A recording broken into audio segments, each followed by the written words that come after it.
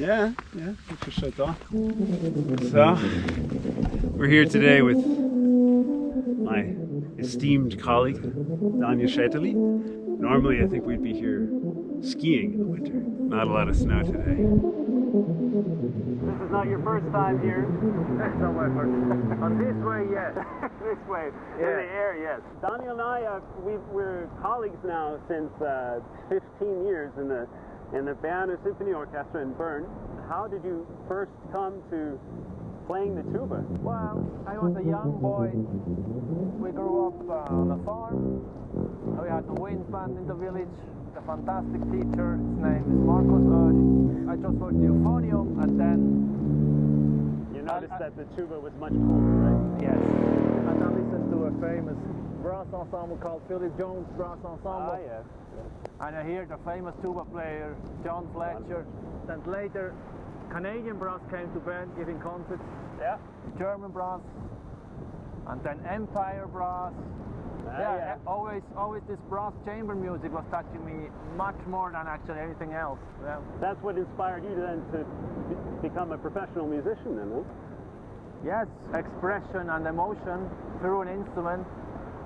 Probably the tuba chose me, not me the tuba, I don't know. As colleagues in the orchestra, I mean, we sit next to each other, bass, trombone, and tuba. And we still talk together, huh? That's good.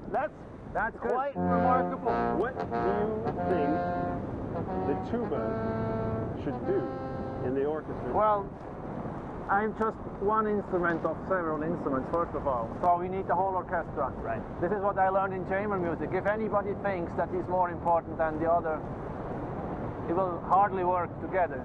As a tuba player, of course, we are the basement of the brass section, like we have to carry them with our sound. But I think as a tuba player also we have to connect the different sections.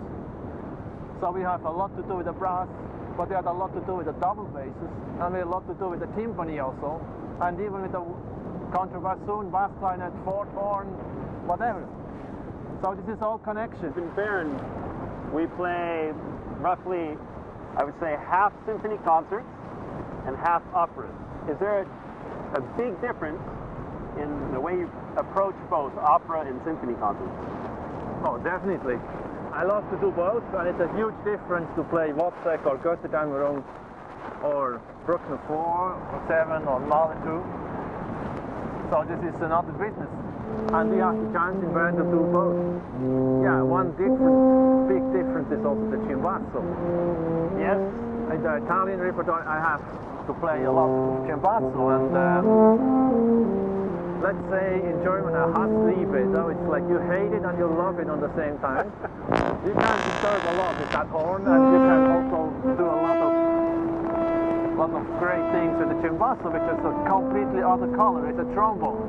Yeah, has nothing to do with the tuba. Right, it's much closer to the trombone. That's why I choose a very small cimbasso, actually, not a big one, because I want to really go far away from the tuba sound. I think it's not what this composer wanted from us. This is actually a question I've wanted to ask you a long time, but I've waited until I've got you in the passenger seat. I'm very interested in knowing how it was for you preparing the audition for really your hometown orchestra. As we know, there just are not many jobs. How was it for you preparing? How did you feel? More pressure? Well, first of all, I'm not the local guy, I'm the lucky guy. Because I'm doing everything in front of my house. So this is a huge privilege. I'm anyway privileged to play music and earn my life with that. That's for sure. That's something that's important to remember. Yes. My preparation for my job in Bern was extreme. I only did 2 auditions in my life for orchestra, and only in my hometown.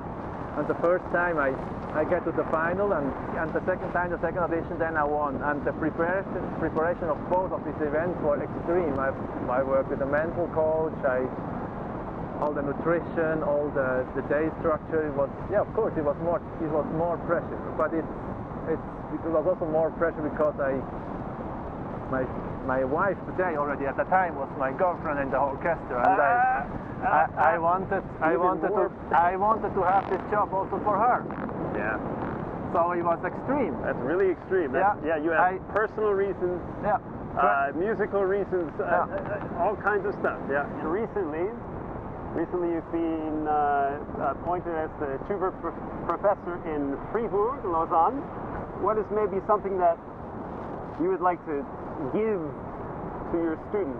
Well, I'm teaching since a long time, since over 20 years. And teaching for me has to do a lot with being generous to young people and to want to give something next to the next generation. Doesn't matter which level you are teaching and where you are teaching. I teach because I like it. I don't need to teach. I think music today in our times can be something to give somebody the identity. This is very true. Yeah, music can help.